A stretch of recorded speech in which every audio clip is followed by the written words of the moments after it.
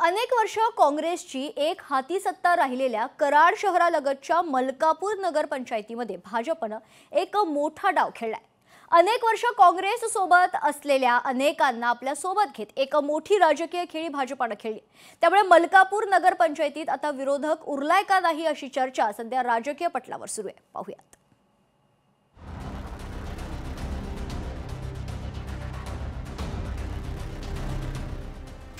मलकापूर नगरपंचायतीत विरोधकच नसणार।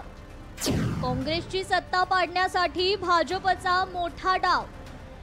काँग्रेस सोबत असलेल्यांना सोबत घेण्याची भाजपची खेळी।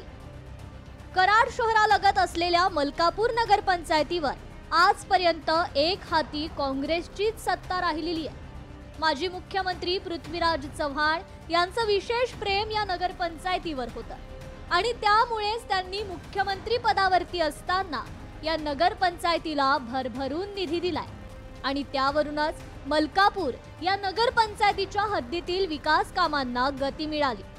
मात्र आता काँग्रेस सोबतच राहिलेल्या अनेक शिलेदारांनी काँग्रेसला रामराम ठोकल्यानं आता भाजप समोर विरोधक उरलाय की नाही हाच प्रश्न उपस्थित होतोय। दुसरीकडे ज्यांनी आजपर्यंत एक हाती सत्ता राखली ते माजी मुख्यमंत्री पृथ्वीराज चव्हाण यांचे निकटवर्तीय मनोहर शिंदे यांनी भाजपमध्ये जात असल्याचं जाहीर केलं। 2000 ते 2024 पर्यंत जी मंडळी माझ्यावर काम करतायत, माझ्या विश्वासावर आपण सगळं कामकाज करतोय, त्यांचे अनेक प्रश्न या विकासाच्या अनुषंगाने आहेत। याची सोडवणूक होणं आणि त्यांना न्याय देणं याकरता आम्ही सर्व कार्यकर्त्यांच्यावर चर्चा करून निर्णय करून आज भाजपमध्ये जाण्याचा निर्णय घेतलेला। मात्र भाजपच्या या खेळीला उत्तर देण्यासाठी काँग्रेसचे कराड दक्षिणचे अध्यक्ष नामदेव पाटील मैदानात उतरले।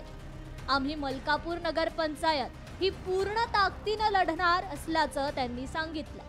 येणाऱ्या 2 डिसेंबर रोजी होणाऱ्या मलकापूर नगरपंचायतीच्या नगर परिषदेच्या निवडणुका काँग्रेस पूर्ण ताकदीनिशी लढणार। काँग्रेस पक्षानं मलकापूर नगरपालिकेमध्ये भरपूर अशी कामं केलेले आहेत पृथ्वीराज बाबांच्या यांच्या माध्यमातून आणि आपण पृथ्वीराज चव्हाण बाबा यांच्या माध्यमातून मलकापूर नगर परिषदेची निवडणूक सर्व मित्र पक्षांना घेऊन ताकदीनिशी लढणार। आम्ही ही निवडणूक गांभीर्याने घेणार आहोत आणि योग्य वेळी योग्य त्या पद्धतीने आगामी निवडणुकीमध्ये उतरणार असल्याचं भाजपचे जिल्हाध्यक्ष आणि कराड दक्षिणचे आमदार डॉक्टर अतुल भोसलेंनी संकेत दिले। लोकशाहीमध्ये सगळ्यात महत्त्वाची निवडणूक म्हणून आपण या स्थानिक स्वराज्य संस्थांच्या निवडणुकांकडे पाहतो। भावी 5 वर्षाची जी आपल्याला कार्यकाल मिळणार आहे नवीन निवडून जाणाऱ्या लोकांना, त्यांच्या माध्यमातून योग्य काम होण्यासाठी योग्य निवड करायची, लोकांपर्यंत जाऊन लोकांच्या अडीअडचणी जाणून घ्यायच्या, अशा प्रकारे आपण या निवडणुकांकडे पाहतो। आणि त्यामुळे विरोधक कोण आहे याच्यापेक्षा सुद्धा निवडणूक ही गांभीर्याने घेण्याची भूमिका भारतीय जनता पार्टीची आहे। एकूणच काय तर भाजप समोर निवडणुकीमध्ये कोणतंही आव्हान उभं राहू शकत नाही अशी चर्चा जरी असली तरी महाविकास आघाडीकडून या ठिकाणी योग्य तो पर्याय देण्याचा प्रयत्न केला जाईल। त्यामुळे मलकापूर नगरपंचायत निवडणूक रंगतदार होणार असून काँग्रेसला आपला बालेकिल्ला राखता येतो की भाजप आपली ताकद दाखवून सत्ता काबीज करण्यास यशस्वी ठरणार हे पाहणं औत्सुक्याचं ठरणार आहे। काँग्रेसचेच अनेक दिग्गज भाजपमध्ये दाखल झालेले आहेत। त्यामुळे आता येणाऱ्या नगर परिषदांच्या निवडणुकीमध्ये मलकापूर या नगर परिषदेवरती कोणाची सत्ता येणार हाच प्रश्न या निमित्ताने उपस्थित करावा लागेल। अभय कुमार देशमुख, लोकशाही मराठी, कराड।